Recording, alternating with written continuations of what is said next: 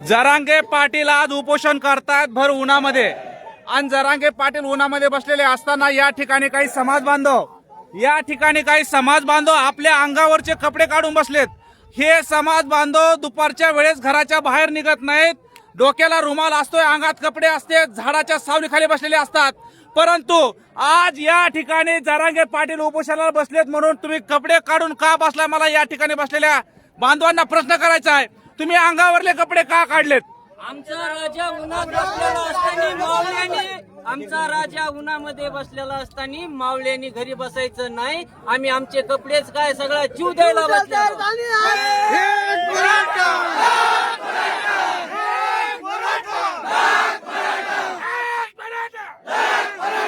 आज मराठ्यांचं काळेज रखरखत्या उन्हात या समाजासाठी उन्हात बसलोय, तर मग आम्ही का घरी बसायचं?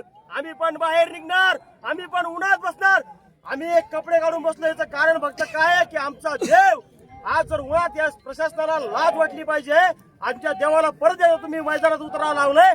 पण आज तुम्हाला आंतरवलीत जी गर्दी असते याच्यापेक्षा उद्या तुम्ही जर आंतरवली उद्याचा दिवस जर उगून द्याला तर उद्या आंतरवलीत तुम्हाला पाय ठेवायला जागा भेटणार नाही। जीतेंगे लढेंगे,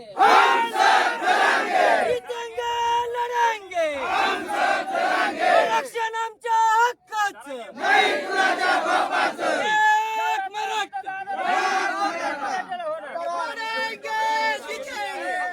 जरांगे पाटलांनी जेवढी टोकाची भूमिका घेतली आहे त्यापेक्षाही जास्त टोकाची भूमिका समाज घेईल।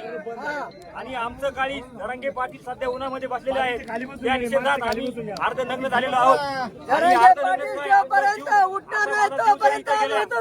काही फरक नाही असं मी सांगतो। आणि देवेंद्र फडणवीस साहेबांना एवढं सांगतो की तुम्ही जरांगे पाटलाचा अंत पाहू नका, मराठ्याचा अंत पाहू नका। महाराष्ट्राचे देवेंद्र फडणवीस तुम्ही अनाजी पंत, अरे टरबुजा, तुला एवढंच सांगतो, इथनं वंगाळ भाषा मी वापरणार नाही, पण मी एवढं सांगतो की तुम्ही पाटलाचा अंत पाहू नका।